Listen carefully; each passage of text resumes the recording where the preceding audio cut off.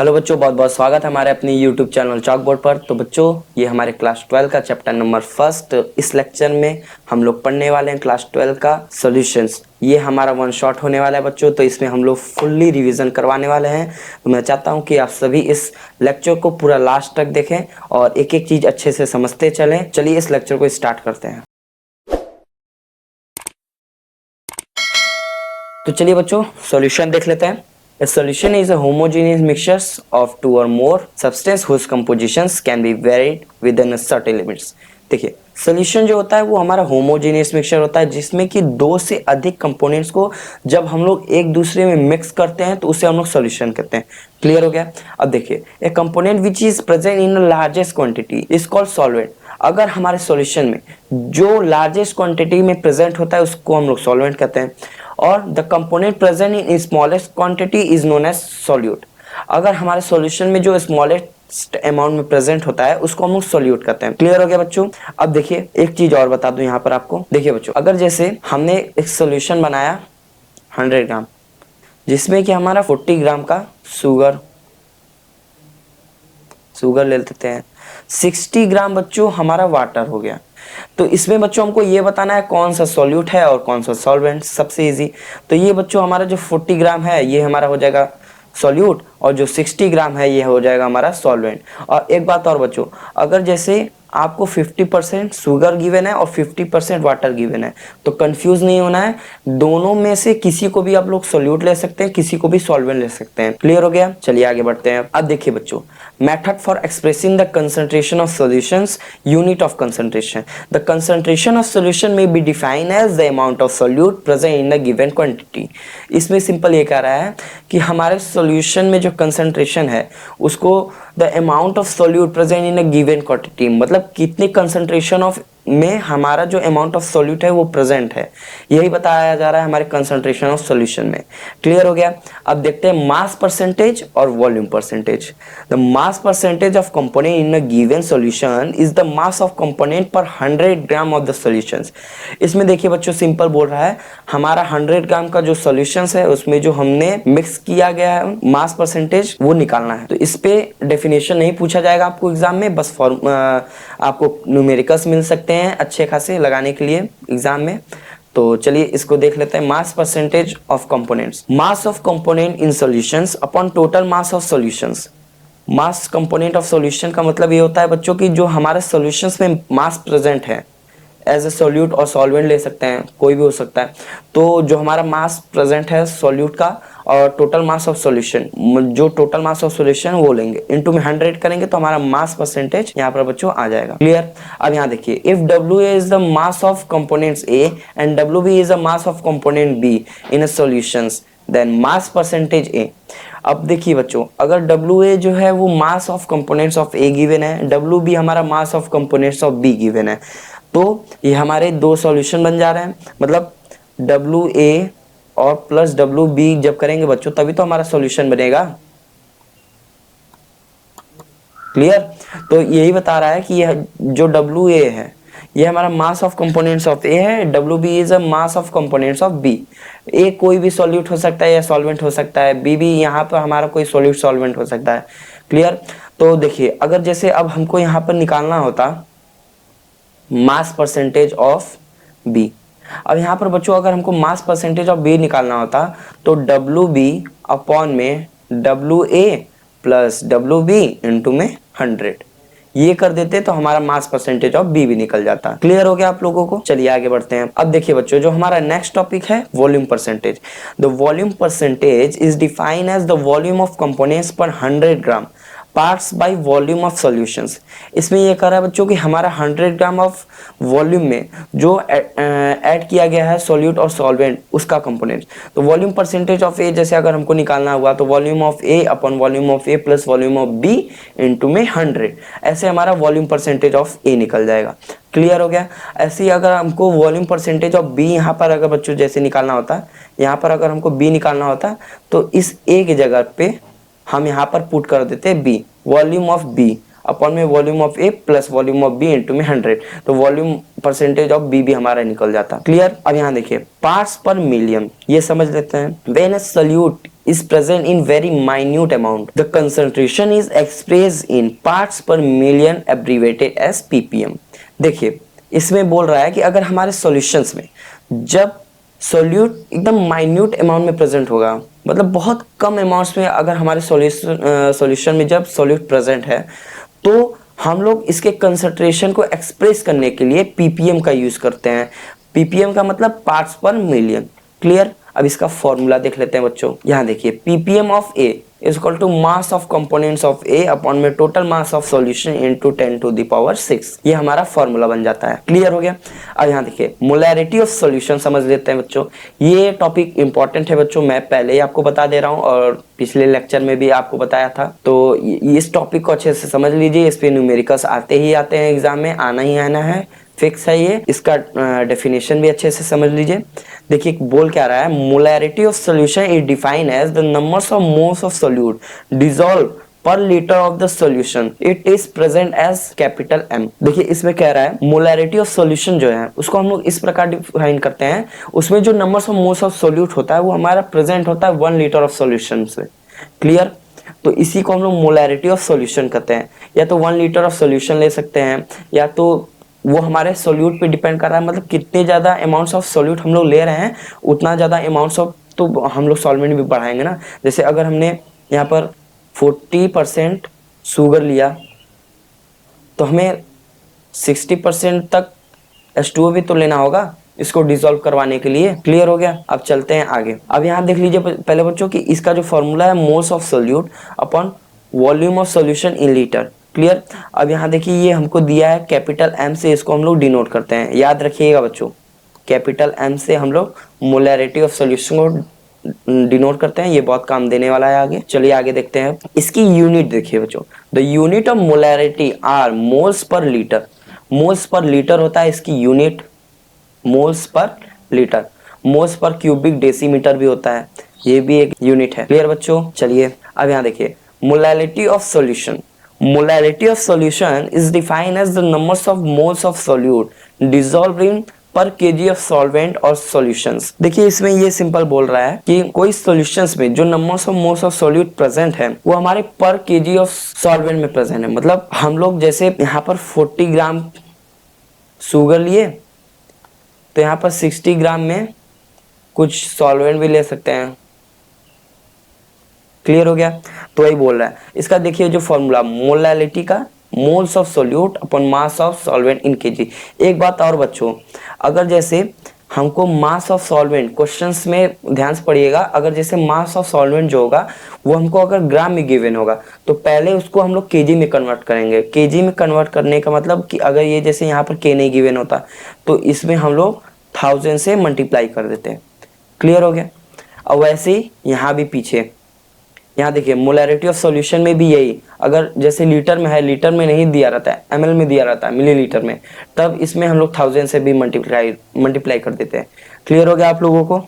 चलिए अब आगे बढ़ते हैं। अब यहाँ देखिए बच्चों इसका फॉर्मूला जो अभी जस्ट मैंने आपको बताया ना, स्मॉल m से इसको डिनोट करते हैं मोलैरिटी ऑफ सॉल्यूशन को, moles of solute upon mass of solvent in gram into में 1000। ये हमारा बच्चों हो जाएगा फॉर्मूला मोलैलिटी का। क्लियर। अब इसकी यूनिट देख लेते हैं। The unit of molality are moles per kilogram. जो यूनिट इसकी जो यूनिट है बच्चों ये है मोल्स पर किलोग्राम। क्लियर, समझ में आ गया। देखिए बच्चों एक चीज और, एग्जाम में आप लोगों को सारी चीजों की यूनिट भी पूछा जा सकता है एमसीक्यू में। वो लगभग आपको 1 या 2 मार्क्स के ही मिलेंगे। क्लियर। तो यूनिट भी अच्छे से याद कर लीजिएगा, बहुत काम देने वाला है आगे। तो चलिए अब आगे बढ़ते हैं नेक्स्ट टॉपिक की तरफ। तो बच्चों देखिए ये जो हमारा टॉपिक है ये है mole fraction. Mole fraction is the ratio of numbers of moles of one component to the total numbers of moles of all the component present in a solutions. Clear. अब देखिए ये बोल रहा है कि जब numbers of moles of one component, मतलब किसी वन कंपोनेंट्स का जो मोल्स है वो upon total numbers of moles of all the component present in a solution, मतलब हमारे सॉल्यूशन में जितने कंपोनेंट्स प्रेजेंट है उनका मास जब करेंगे तो मोल फ्रैक्शन ऑफ सॉल्यूट, जैसे अगर हमको XA निकालना हुआ तो Na अपॉन में Na प्लस NB कर देंगे। ये हमारा हो जाता है एक फॉर्मूला। अगर जैसे यहीं पर हमको मोल फ्रैक्शंस ऑफ सॉल्यूट XB का निकालना होता बच्चों। तो यहाँ पर हम लोग कर देते NB अपॉन में Na प्लस NB। क्लियर बच्चों, समझ में आ गया। अब चलिए आगे बढ़ते हैं। देखिए the sum of mole fraction all ही components in a solution is always equal to 1 as so below. देखिए इसका मतलब क्या होता है कि हमारे सॉल्यूशन में XA अगर मान लीजिए हमारा सॉल्यूट गिवन है, चाहे XB हमारा सॉल्वेंट गिवन है, इसमें से किसी को भी अगर हमने सॉल्वेंट ले लिया, किसी को सॉल्यूट ले लिया, कोई दिक्कत नहीं। पर मैंने आपको अभी जस्ट बताया कि सॉल्यूट उसी को लेंगे जो जिसका अमाउंट कम होगा, और सॉल्वेंट इसको लेते हैं, उसको लेते हैं जिसका अमाउंट ज़्यादा होता है। क्लियर हो गया।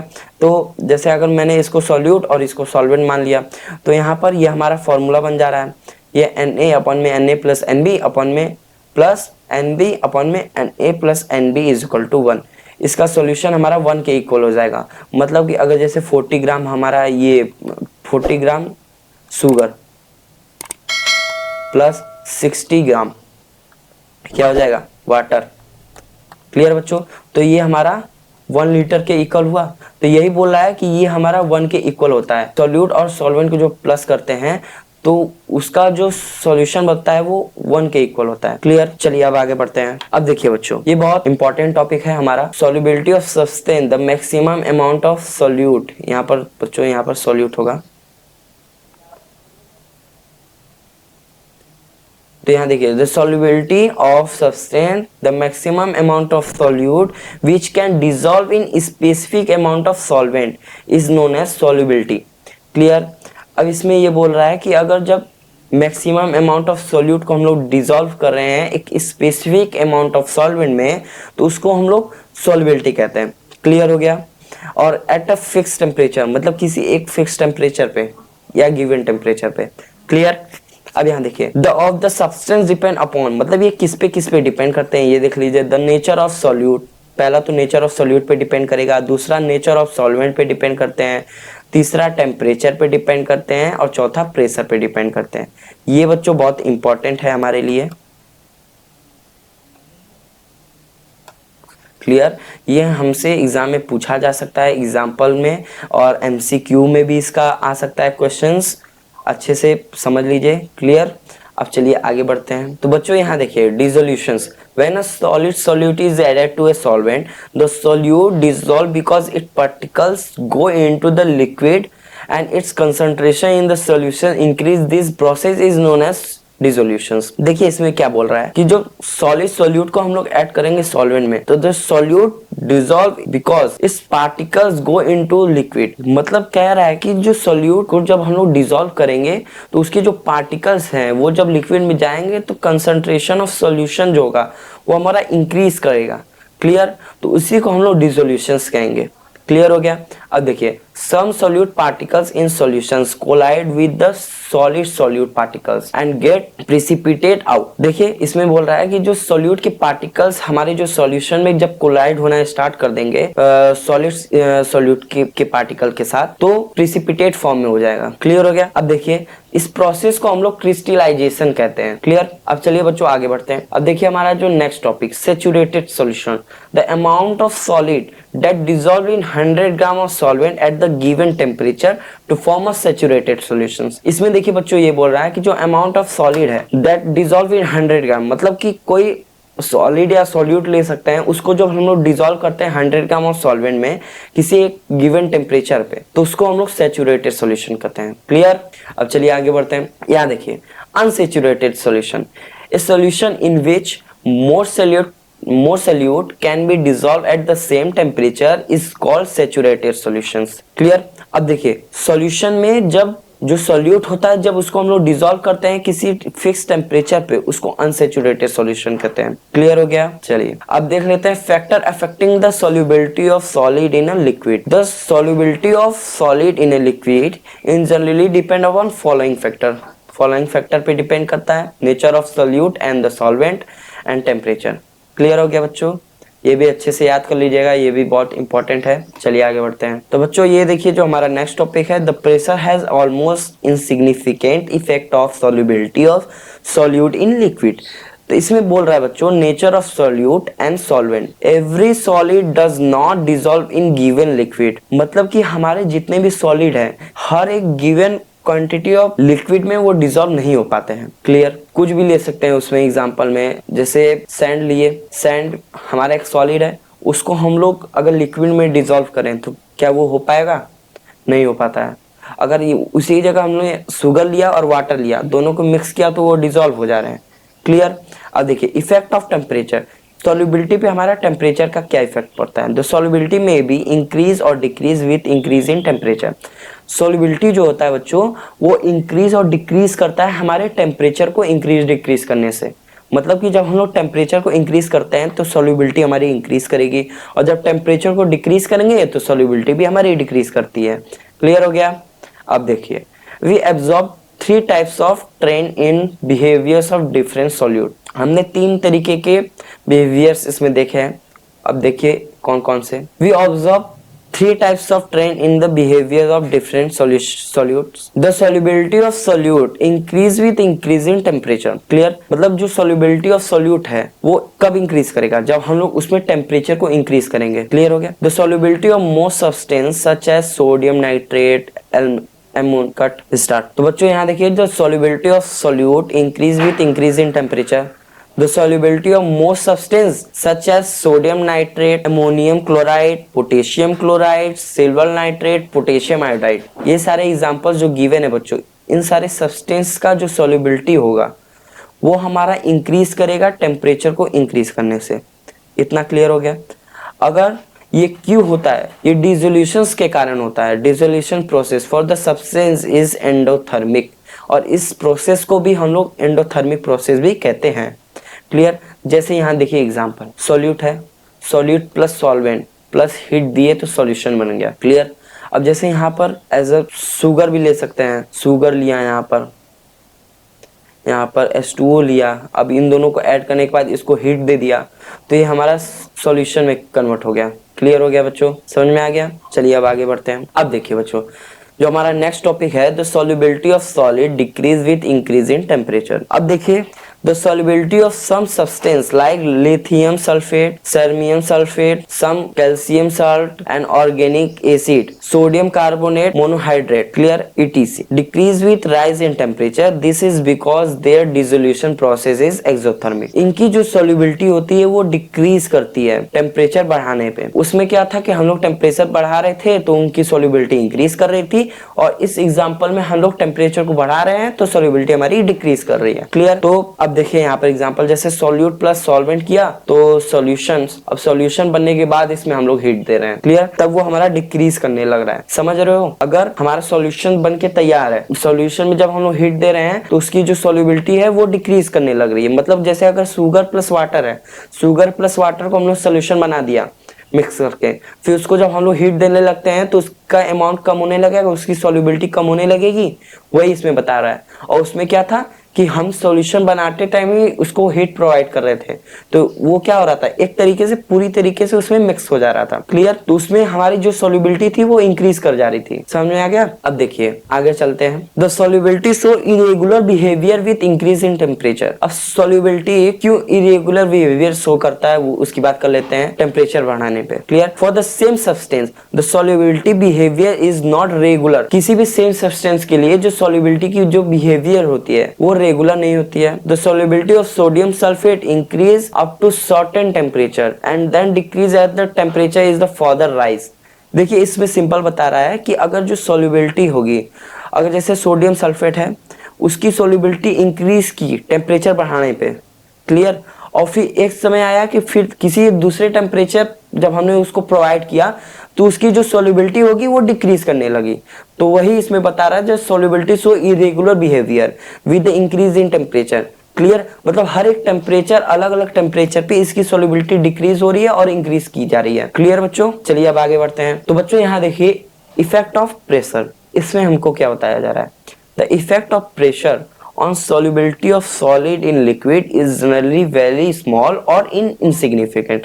इसमें ये बोल रहा है कि इफेक्ट ऑफ प्रेशर, प्रेशर का जो इफेक्ट होगा वो हमारे solubility of solid in liquid पे जनरली बहुत स्मॉल होगा। वो क्यों होगा? क्योंकि बच्चों जो solubility होगी हमारे solid in liquid, उसका जो प्रेशर होगा वो उस पर बहुत कम अप्लाई किया जाएगा। समझ रहे हैं? क्लियर हो गया? चलिए आगे बढ़ते हैं। solubility of gas in liquid देख लेते हैं। अब gas dissolve in liquid to form homogeneous solutions. Gas को हम लोग डिजोल्व करते हैं लिक्विड में देने के लिए। क्लियर हो गया? जैसे एग्जांपल में ले लेते हैं, many gas dissolve in water, oxygen dissolve only the small extent in water.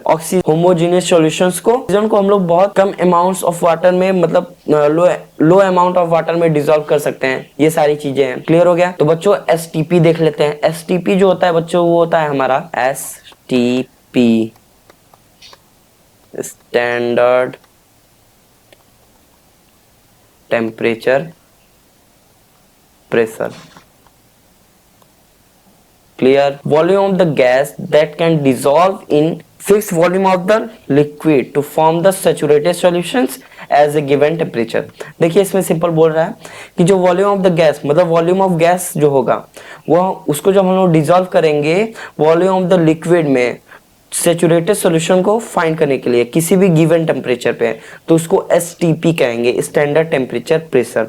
Clear हो गया? चलिए आगे बढ़ते हैं। तो बच्चों ये देख लेते हैं, the solubility of gas may be also express I term of molarity, mole fraction of the gas. Clear? अब यहाँ देखिए इसका मतलब ये बता रहा है कि इसको हम लोग सॉल्युबिलिटी को एक्सप्रेस करने के लिए मोलैरिटी का भी यूज कर सकते हैं और mole fraction of the gas का भी।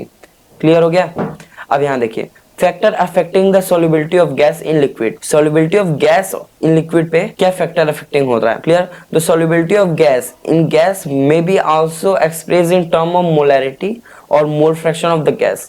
जो solubility of gas in gas है उसको एक्सप्रेस करने के लिए मोलैरिटी और mole fraction of the gas का यूज करते हैं। अभी जस्ट मैंने ऊपर आपको बताया, तो इसका जो फैक्टर है वो देख लेते हैं। देखिए, factor affecting the solubility of gas in liquid. The solubility of liquid depends upon, जो सॉल्युबिलिटी ऑफ लिक्विड होता है वो हमारा किस पे डिपेंड करता है, वो सारी चीजें हैं बच्चों। The nature of substance solute, मतलब यहाँ पर जो नेचर ऑफ सब्सटेंस है सॉल्यूट गिवन है वो ले सकते हैं। The nature of solvent temperature, clear, ये, और the temperature of solutions, clear, और एक प्रेशर। ये सारी चीजें, ये भी बच्चों अच्छे से लर्न हो जाना चाहिए क्योंकि ये भी बहुत इंपॉर्टेंट है और इसका एग्जाम्पल भी आपसे एग्जाम में पूछा जा सकता है या तो एमसीक्यू में भी आपको आ सकता है। क्लियर? तो हर एक चीज बढ़िया से देख लीजिए और पढ़ते रहिए। चलिए तो अब आगे बढ़ते हैं। Nature of the gas and solvent. देखिए, the solubility of different gas in the same solvent varied considerably. The most soluble gas are those which chemically react with liquid solvent. देखिए बच्चों इसमें क्या कह रहा है, जो solubility of different gas, मतलब हर एक different गैस की जो solubility होती है, the same solvent varied considerably, मतलब उसकी जो solvent होती है वो same varied करता है उस पे। Clear? The most soluble gas are those which chemically react with liquid solvent. और जो soluble gas होते हैं वो केमिकली हमारे रिएक्ट करते हैं लिक्विड सॉल्वेंट से। इतना क्लियर? अब देखते हैं आगे। Effect of temperature. The solubility of gas decrease with increase in temperature. देखिए बच्चों, जो सॉल्युबिलिटी ऑफ गैस है वो डिक्रीज करती है टेम्परेचर को बढ़ाने से। अभी जस्ट मैंने पीछे आपको बताया। दिस इज बिकॉज, ये किस वजह से होता है, जब gas dissolve in liquid with in the evolution of heat, मतलब कि जब हम लोग गैस को डिसॉल्व करते हैं लिक्विड में विद इन हीट। क्लियर? तो इस प्रोसेस को हम लोग कहते हैं एक्सोथर्मिक प्रोसेस। क्लियर हो गया बच्चों? अब चलिए आगे बढ़ते हैं। तो बच्चों देखिए हमारा जो तीसरा टॉपिक है, effect of pressure. The mass of gas per unit volume of the solvent at the constant temperature is the directly proportional to the pressure of the gas in equilibrium with the solutions. इसमें देखिए बच्चों कह रहा है जो mass of the gas है उसका जो यूनिट वॉल्यूम ऑफ सॉल्वेंट है किसी कांस्टेंट टेम्परेचर पे वो हमारा डायरेक्टली प्रोपोर्शनल हो रहा है प्रेशर ऑफ द गैस के इन equilibrium with the solutions. Clear? अब देखिए, if m is the mass of gas, अगर m जो है वो हमारा मास ऑफ गैस है dissolve in unit volume of the solvent और वो हमारा unit volume of the solvent में डिसॉल्व हो रहा है, and p is the pressure of the gas in equilibrium, और जो P है वो हमारा pressure of the gas given है इक्विलिब्रियम फॉर्म में विद द सॉल्यूशंस। क्लियर हो गया? तो बच्चों चलिए नेक्स्ट टॉपिक देख लेते हैं, Henry law constant. The partial pressure of the gas in vapor phase is directly proportional to the mole fraction of the gas in the solutions.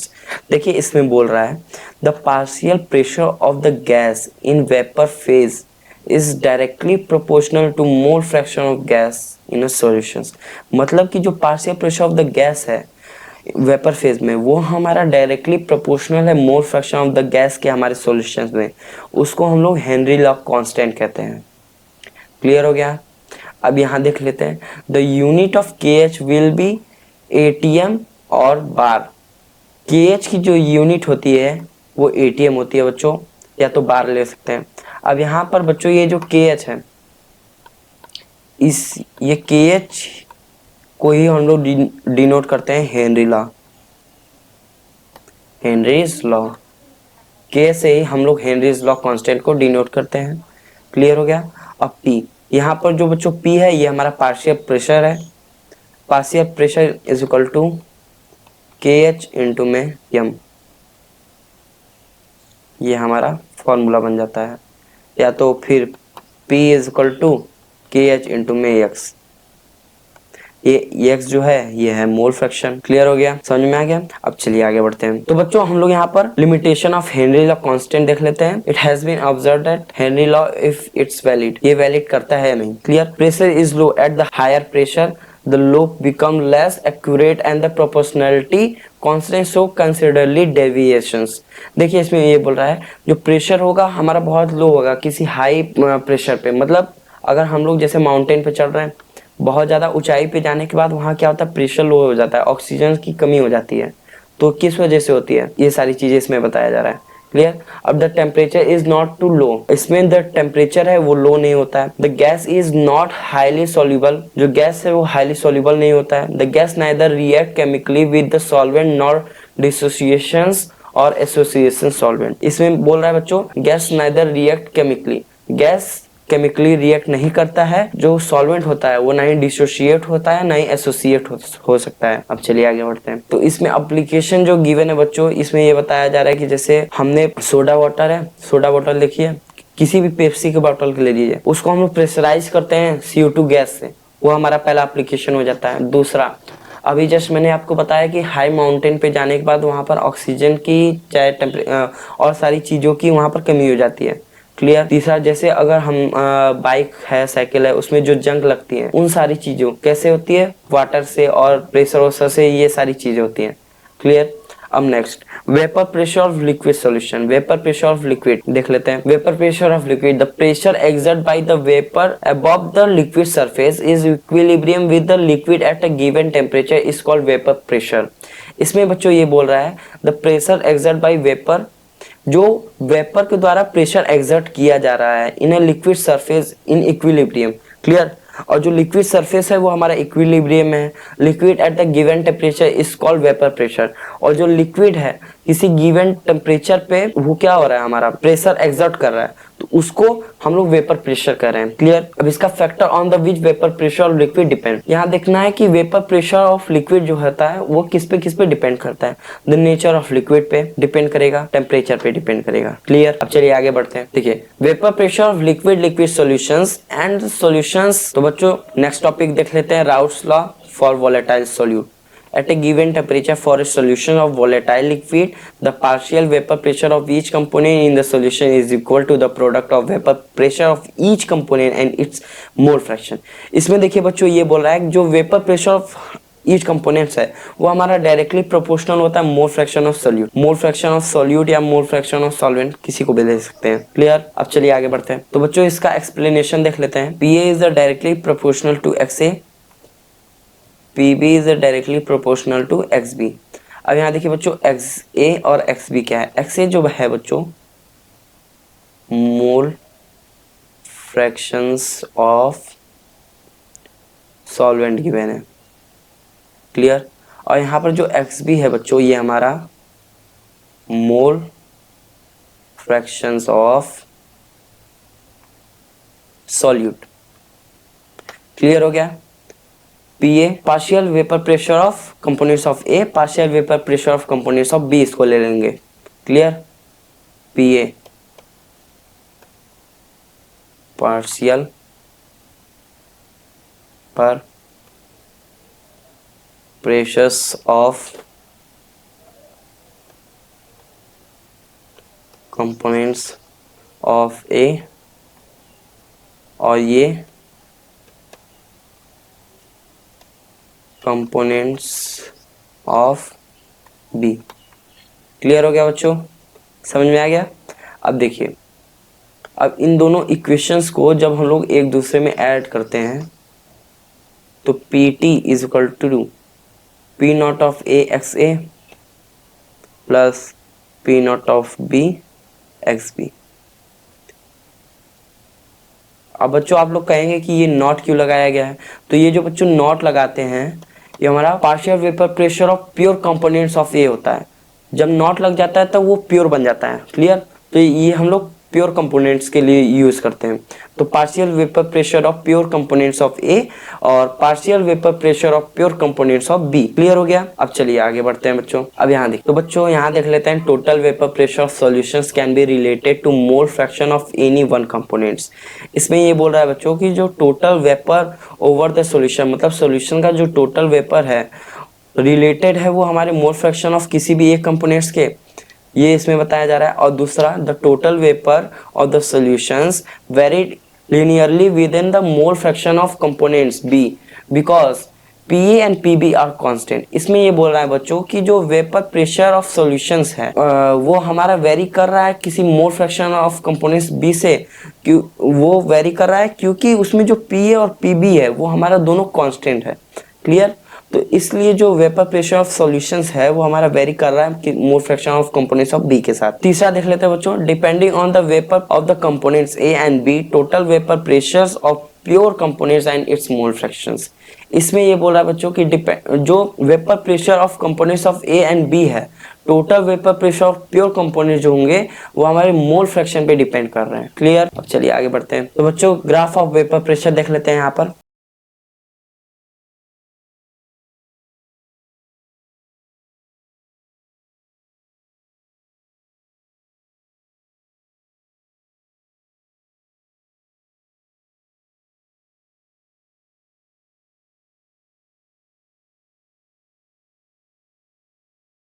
अब यहाँ देखिए, हम यहाँ पर X A is equal to 1 ले रहे हैं, X B is equal to 0 और यहाँ पर X A is equal to 0 और X B is equal to 1। Clear. अब यहाँ देखिए बच्चों, ये जो है ये पॉइंट, यहाँ पर हमने एक पॉइंट लिया है, यहाँ पर पी नॉट ऑफ ए मान लेते हैं और यहाँ पर एक पॉइंट ले लेते हैं, यहाँ पी नॉट ऑफ बी। अब इन दोनों लाइन को जब हम लोग एक दूसरे में, देखिए बच्चों, अब इस लाइन से इस लाइन को जब हम लोग एक दूसरे में ऐड करेंगे तो इस प्रकार ऐड होगा और ये हमारा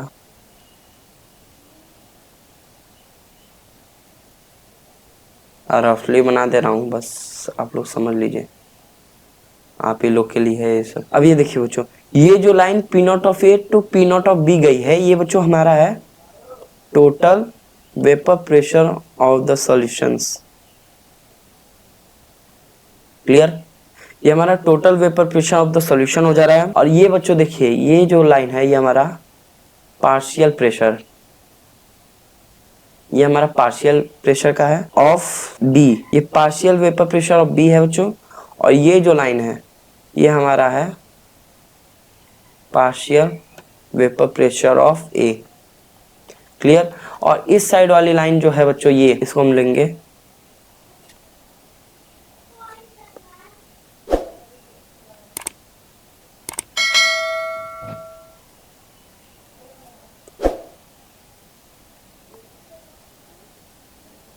क्लियर हो गया, ये हमारा ग्राफ बन जा रहा है। तो नोट्स आप लोग डिस्क्रिप्शन में ले लीजिएगा, वहां पर आपको ग्राफ भी प्रोवाइड करवा दूंगा अच्छा सा, ये बस आप लोगों को समझाने के लिए मैंने बनाया है।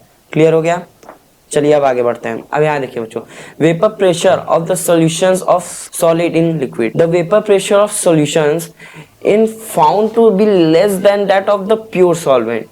इसमें ये बोल रहा है बच्चों कि जो वेपर प्रेशर ऑफ सॉल्यूशंस है वो हमारा लेस है प्योर सॉल्वेंट से। क्लियर। और Raoult's law for a liquid solutions containing non volatile solute. जो राउस लॉ ऑफ सॉल्यूशंस है वो हमारा नॉन वोलेटाइल सॉल्यूट को कंटेन कर रहा है, इसमें ये बताया जा रहा है vapour pressure of solutions equal to vapour pressure of solvent in the solutions. अब देखिए ये पॉइंट, वेपर प्रेशर ऑफ जो सॉल्यूशन है वो हमारा इक्वल होता है vapour pressure of solvent in solutions. Clear, vapour pressure of जो सॉल्यूशन है वो हमारा इक्वल होगा वेपर प्रेशर ऑफ सॉल्वेंट के हमारे सॉल्यूशंस में। क्लियर हो गया बच्चों। अब चलिए आगे बढ़ते हैं। यहाँ देखिए at a given temperature the vapour pressure of the solutions containing non volatile solute is directly proportional to mole fraction of the solvent. इसमें ये कह रहा है बच्चों जो वेपर प्रेशर ऑफ सॉल्यूशन है वो कंटेन कर रहा है नॉन वोलेटाइल सॉल्यूट को। क्लियर, जो कि हमारा डायरेक्टली प्रोपोर्शनल है मोल फ्रैक्शन ऑफ सॉल्वेंट के। क्लियर हो गया। चलिए अब आगे बढ़ते हैं। अब यहाँ देखिए Raoult's law in the modified from may be started as the relative lowering in vapour pressure of ideal solutions containing the non volatile solute is equal to mole fractions of the solute at a given temperature. इसमें देखिए बच्चों क्या कह रहा है कि जो relative lowering in vapour pressure है उसका जो आइडियल सॉल्यूशन कंटेन कर रहा है नॉन आइडियल सॉल्यूट को, जो कि हमारा इक्वल है मोल फ्रैक्शन ऑफ सॉल्यूट के किसी गिवन टेम्परेचर पे। क्लियर, उसको हम लोग कहते हैं relative lowering in vapour pressure. अब यहाँ देखिए Raoult's law as a special case of Henry's law, Raoult's law become special case of Henry's law in which KH become equal to vapour pressure of pure components. इसमें ये बोल रहा है बच्चों कि जो राउस लॉ है वो एक स्पेशल केस है जो कि KH जो है वो हमारा इक्वल है vapour pressure of pure components के। क्लियर, कहने का मतलब ये कि यहाँ पर जो वेपर प्रेशर है ये हमारा इक्वल है KH के। क्लियर हो गया। चलिए आप आगे बढ़ते हैं। Henry law non ideal solution, the binary liquid liquid solution में be classified in two type, ideal solutions, non ideal solutions. This may be describe as Raoult's law. तो बच्चों राउस लॉ देख लेते हैं। अभी जस्ट मैंने आपको राउस लॉ बताया था कि जो vapour pressure partial vapour pressure of each components है वो हमारा इक्वल होता है मोल फ्रैक्शंस के, वही इसमें भी है। क्लियर, एक बार देख लीजिए द आइडियल सॉल्यूशन में be define as the solution which obey Raoult's law strictly obey the entire range of concentration. मतलब जो आइडियल सॉल्यूशन को हम लोग डिफाइन कर रहे हैं बाय द राउस लॉ, जो कि हमारा ओबे कर रहा है राउस लॉ को, उसके कंसंट्रेशन को कैसे स्ट्रिक्टली इसमें डिफाइन कर रहे हैं वो सारी चीजें। अब देखिए यहाँ example of ideal solutions, ideal solutions benzene and टॉलिन and hexane and heptane, bromo ethane and आइडो ethane, chlorobenzene and bromobenzene, ये सारी चीजें। ये बच्चों 4 एग्जाम्पल गिवन है। ये एग्जाम्पल बहुत बहुत बहुत ज्यादा इंपॉर्टेंट है, वेरी वेरी वेरी इंपॉर्टेंट। बच्चों रिक्वेस्ट है इस एग्जाम्पल को आप लोग अच्छे से याद कर लीजिएगा, क्योंकि बोर्ड एग्जाम में पूछता ही पूछता है, हर साल आता है। किसी भी साल का आप लोग पेपर उठा के देख लीजिए, उसमें पूछा ही है, पिछले इसी बार 2024 में ही पूछा था। क्लियर, तो इस एग्जाम्पल को भी अच्छे से आप लोग याद कर लीजिए। अब चलिए आगे बढ़ते हैं। नॉन आइडियल सोल्यूशन देख लेते हैं। The solution which do not obey Raoult's law over the entire range of concentration are called non ideal solution. Non ideal solution बच्चों वो सोल्यूशन होता है जो कि राउस लॉ को ओबे नहीं करता है, और आइडियल सोल्यूशन वो सोल्यूशन होता है जो राउस लॉ को ओबे करता है। बस इतना और कुछ नहीं है। क्लियर हो गया।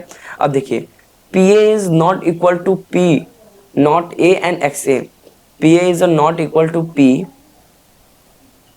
PA is not equal to P not of A XA, और यहाँ पर जो PB है बच्चों ये भी हमारा इक्वल नहीं है P not of B XB के, ये इसमें बता रहा है। क्लियर, अब चलिए आगे बढ़ते हैं। अब यहाँ देखिए types of non ideal solution. Non ideal solution show positive derivation and negative derivation from the ideal behaviour depending upon their natures. इसमें हमको बच्चों positive derivation of Raoult's law और negative derivation of Raoult's law के द्वारा non ideal solution का देखना है। तो non ideal solution showing positive derivation from Raoult's law, the total vapour pressure will be greater than corresponding vapor pressure exert in case of ideal solutions of the same composition। इसमें ये बोल रहा है बच्चों जो टोटल वेपर प्रेशर है वो हमारा ग्रेटर है हमारे करस्पॉन्डिंग है वेपर प्रेशर जो हमारा एग्जर्ट किया जा रहा है in case ideal solution same composition. मतलब किसी केस में जैसे अगर हमारा आइडियल सॉल्यूशन मतलब आइडियल गैस सॉल्यूशन जो होता है वो सेम होता है, सेम कंपोजिशन का है उसमें। क्लियर हो गया। तो this types of behaviours of solutions describe as positive derivation, और इस टाइप्स के बिहेवियर्स ऑफ सॉल्यूशंस को हम लोग डिस्क्राइब कर सकते हैं positive derivation from Raoult's law. Clear हो गया? अब चलिए इसका ग्राफ देख लेते हैं।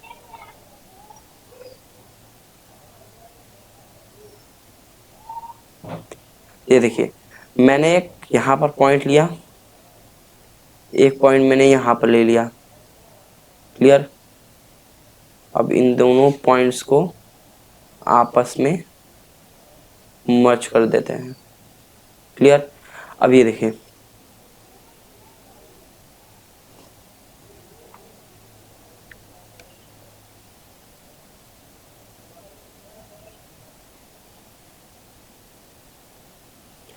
ये हो गया। क्लियर है बच्चों? ये हमारा P1 P2। अब देखिए बच्चों, पॉजिटिव डेरिवेशन के लिए हमारा जो ग्राफ बनेगा ऐसे ऊपर की साइड से जाएगा सब में।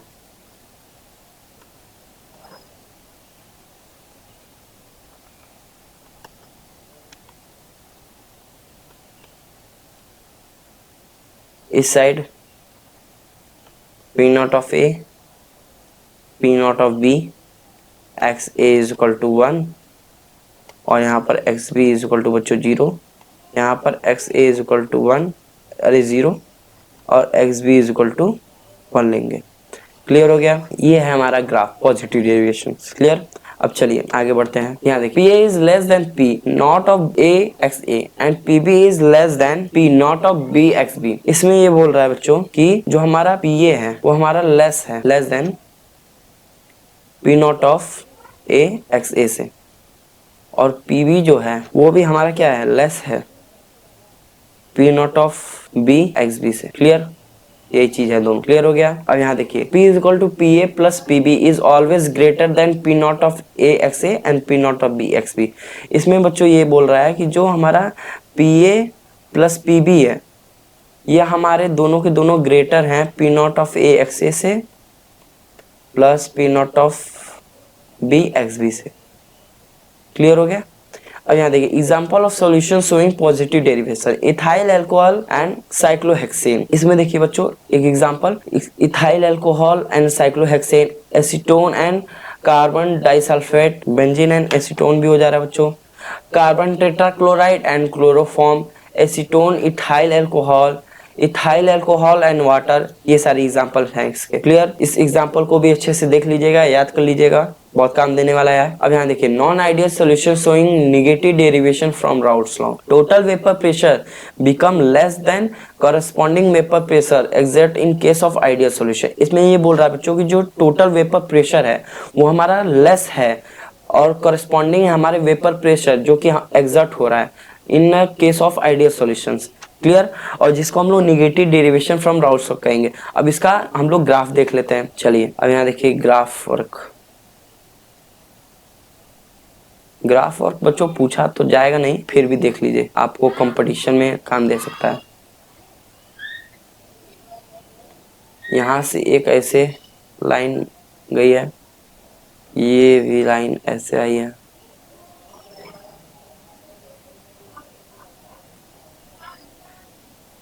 P नॉट ऑफ A वाली line, P not of B वाली लाइन बच्चों। यहाँ पर X A is equal to हम लोग 1 ले रहे थे, X B is equal to 0 ले रहे थे, यहाँ पर भी X A is equal to 0 और X B is equal to 1 हो जाएगा। क्लियर बच्चों? तो उसमें क्या था कि हमारा जो ग्राफ था अपर साइड में बन रहा था, तो ये निगेटिव डेरिवेशन है, तो इसमें हमारा नीचे साइड जाएगा, ये हमारा ग्राफ जाएगा।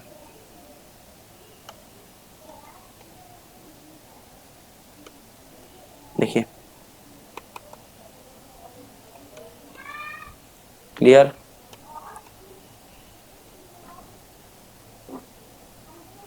क्लियर है बच्चों? समझ में आ गया? ये हमारा negative derivation from Raoult's law हो गया, पॉजिटिव डेरिवेशन का बता दिया, नेगेटिव का हो गया। अब चलिए आगे बढ़ते हैं। अब देखिए इसका exam, acetone and chloroform and di ethyl ether, chloroform and nitric acid, acetone and aniline, water and nitric acid, di ethyl ether and chloroform. ये सारी, ये भी 6 एग्जाम्पल है, बहुत इंपॉर्टेंट बच्चों।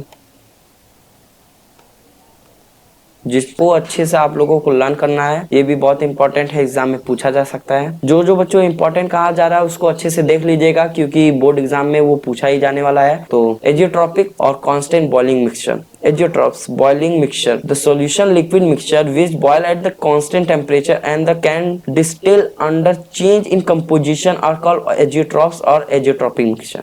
देखिए जो सॉल्यूशन है वो उसको जब हम लोग बॉयल करते हैं किसी एक कांस्टेंट टेम्परेचर पे, तो वो उसके कंपोजिशन में अगर कोई चेंज नहीं हो रहा है तो उसको हम लोग एजियोट्रॉप्स कहेंगे। क्लियर? एक बार देखिए, और अगर कोई सॉल्यूशंस है, उस सॉल्यूशन को जब हम लोग किसी एक कांस्टेंट टेम्परेचर पे हीट प्रोवाइड कर रहे हैं, अगर उसके कंपोजिशन में कोई चेंज नहीं होता है तो उसको हम लोग एजियोट्रॉप्स कहेंगे। क्लियर हो गया? अब देखिए, there are two types of azeotropes depending upon the types of deviation from Raoult's law.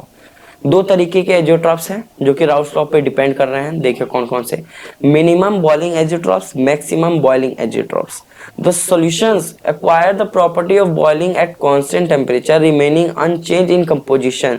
These types of solutions are said to be minimum boiling azeotrophs। देखिए बच्चों, इसमें ये बोल रहा है जो solutions है उसकी जो प्रॉपर्टी है किसी कांस्टेंट टेम्परेचर पे वो भी बॉयल हो रहा है, पर इसमें ये कहा जा रहा है कि उसके कंपोजिशंस में चेंज नहीं हो रहा है, तो इसको मिनिमम बॉइलिंग एजियोट्रॉप्स हो रहा है कहा जा रहा है। क्लियर? अब देखिए, maximum boiling azeotropes, the solution also boil at the constant temperature without a change in composition, this is called azeotrope. अगर किसी सॉल्यूशंस को हम लोग बॉयल करते हैं किसी कांस्टेंट टेम्परेचर पे और उसको हम लोग कहते हैं एजियोट्रॉप्स, अगर उसके कंपोजिशन में कोई चेंज हो रहा है तब कहेंगे। क्लियर हो गया? चलिए आगे बढ़ते हैं। जो नेक्स्ट टॉपिक है वो देख लेते हैं, colligative property. The property of solution which depend upon the numbers of solute particle but not depend upon the nature of solute particles are called colligative property। देखिए ये बच्चों, colligative property वो property होती है जिसपे कि numbers of solute particles जो होते हैं वो हमारी डिपेंड करते हैं numbers of solute particle पे और नहीं डिपेंड करते nature of solute particles पे। क्लियर? अब यहाँ देखिए, the colligative property is 4 types।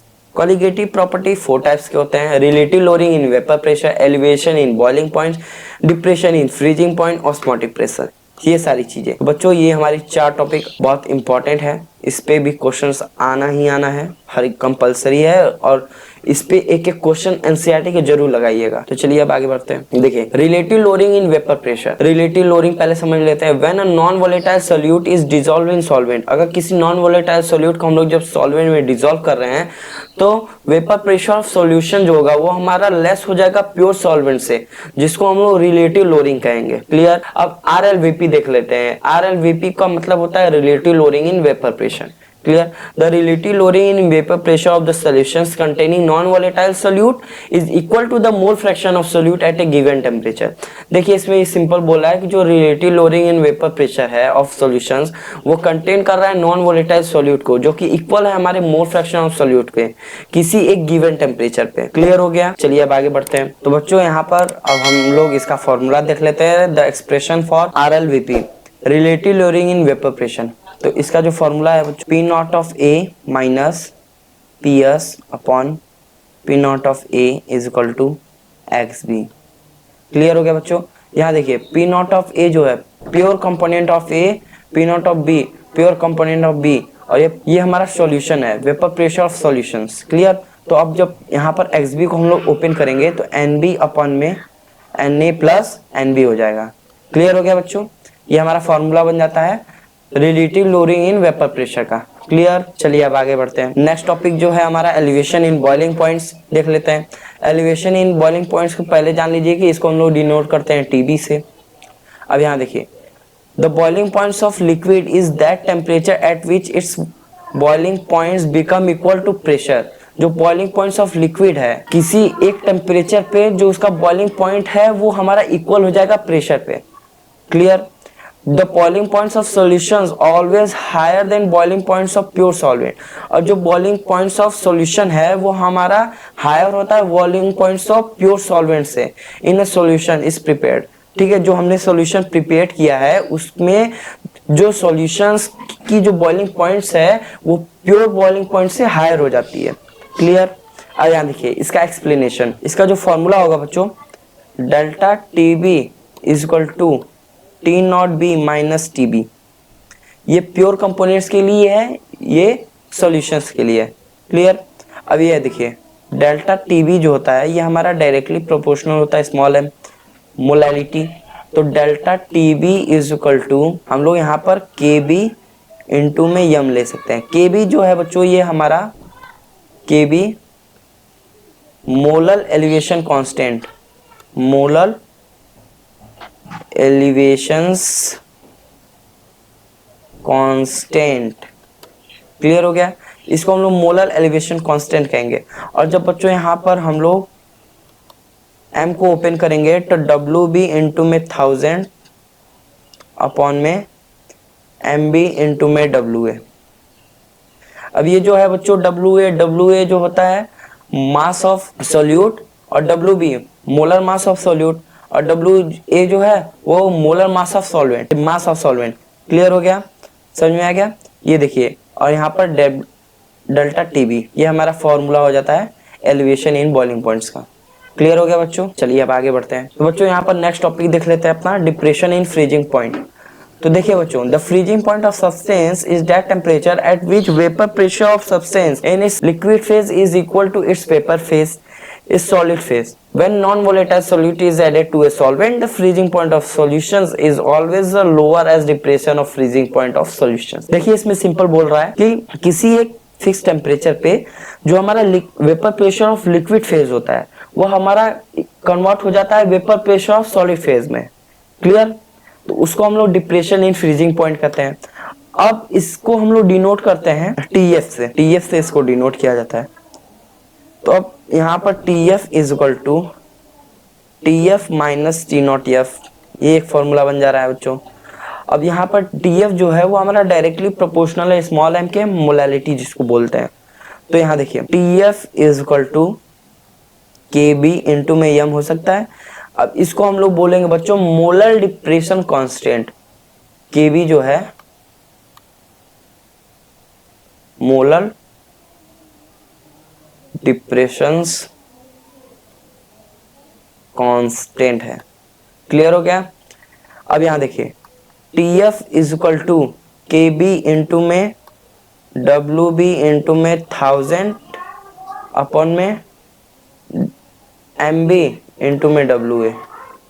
एक मिनट क्लियरिटी से लिख दूं यहाँ पर।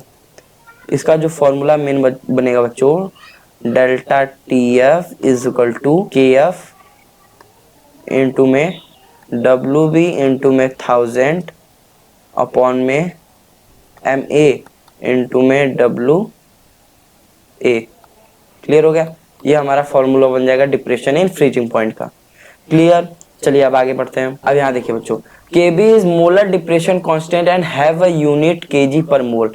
KB जो होता है मैंने अभी जस्ट आपको बताया कि मोलर डिप्रेशन कांस्टेंट होता है, ये किसका है, एलिवेशन इन बॉइलिंग पॉइंट्स का। Where R and Ma are the gas constant and the molar mass of the solvent। R जो है बच्चों यहाँ पर गैस कांस्टेंट हमने लिया है और जो Ma है ये molar mass of solvent of A है। क्लियर। अब यहाँ देखिए ऑस्मोसिक प्रेशर देखते हैं। The phenomena of the flow of solvent through a semi permeable membrane from pure solvent to solution is called osmosis. देखिए इसमें सिंपल बोल रहा है कि जो phenomena of flow of solvent है, मतलब जो सॉल्वेंट का जो फिनोमिना है हमारे सेमी परमिएबल मेम्ब्रेन से टू फ्रॉम प्योर सॉल्वेंट तक वो फ्लो कर रहा है। क्लियर, चलिए आगे बढ़ते हैं। अब यहाँ देखिए बच्चों osmotic pressure, the pressure that just stop the flow of solvent is called osmotic pressure. जो प्रेशर सॉल्वेंट के फ्लो को स्टॉप कर देता है उसको हम लोग ऑस्मोटिक प्रेशर कहते हैं। अब ऑस्मोटिक प्रेशर को हम लोग पाई से डिनोट करते हैं। इसका जो फॉर्मूला होता है CRT होता है। C जो होता है बच्चों ये हमारा होता है कंसंट्रेशन, R जो होता है बच्चों ये होता है हमारा गैस कांस्टेंट, और यहाँ पर बच्चों जो T है ये है बच्चों हमारा टेम्परेचर।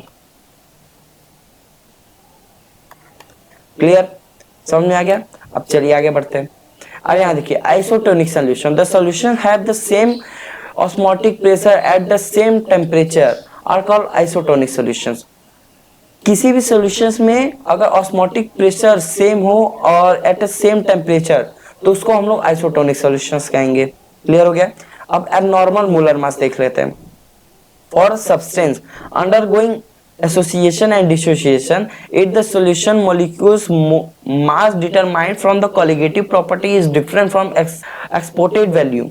देखिए इसमें ये बोल रहा है कि जो सब्सटेंस हमारे एसोसिएशन और डिसोसिएशन में जा रहे हैं हमारे सॉल्यूशंस के, और उसके जो मोलिकुलर मास है ऑफ कॉलिगेटिव प्रॉपर्टी, उसके वैल्यू को एक्सपोर्ट कर रहे हैं। क्लियर। अब यहाँ देखिए want half factor, it is the ratio of experiment value for colligative property of calculated value of colligative properties. ये हम एक्सपेरिमेंटल वैल्यू यूज करते हैं इसकी कॉलिगेटिव प्रॉपर्टी की कैलकुलेट करने के लिए, कॉलिगेटिव प्रॉपर्टी का। क्लियर। तो जिस यहाँ पर दिया है it is the use for find out the extent of dissociation और वांट हाफ फैक्टर। क्लियर। तो अब देखिए वांट हाफ फैक्टर को बच्चों हम लोग डिनोट करते हैं आई से, जिसका जो फॉर्मूला बनता है नॉर्मल मोलर मास अपॉन में